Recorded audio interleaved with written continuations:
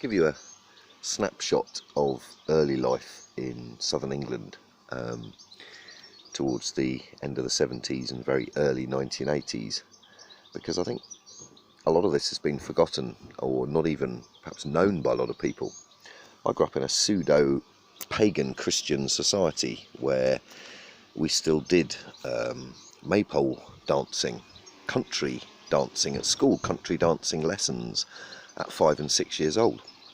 We were filled with tales of the knights of old, of Guinevere and Lancelot and King Arthur. We were told of dragons, and we were educated in such a different way to the population now.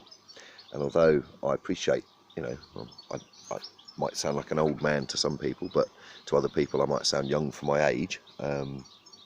All of my age group in this part of England grew up with these traditions. We had harvest festivals, can you believe? Yeah, people used to bring food in and be distributed to people that had less. So the principles are still here today, I appreciate that, but what I'm trying to say is the mixture of pseudo-pagan and Christian was very prevalent in my upbringing, especially, well, this was at school. I'm not a religious man. I have utmost respect for people with faith. It just never, the faith that I carry in my life has been in myself and humanity. I still have that faith in myself. Ultimately, you have to, but faith in humanity, I'd really like to think so. Another interesting point, what did we play at school between the ages of about 4 and 9? Well, we played war and we played cowboys and Indians. This was in southern England. In the playing field, the boys played war and cowboys and Indians, and obviously we played football and, threw each other around, beat each other up, that kind of stuff, played rough. But that was I guess the key gaming for us in our leisure time at school.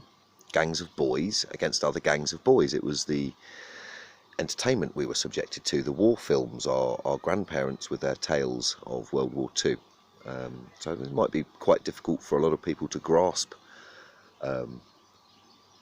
how we can, my age group especially, what would you call us? They label us, which is pathetic, but Generation X we're called.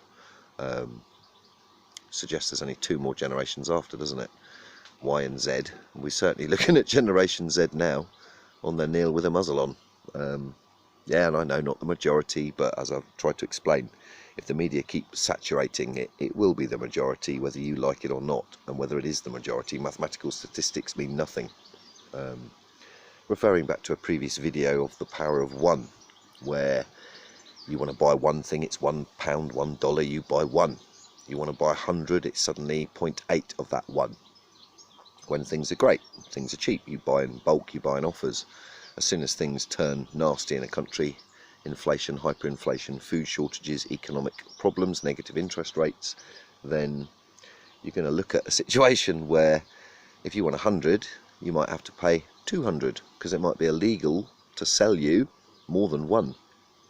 You might want to play this back to get your head around that, because it takes me a while to figure out the maths on these things that obviously, and again back to my generation location school days, 1 and 1, 2 and 2, 3 and 3, and of course that's bullshit, because the only 1 is the one that you can see.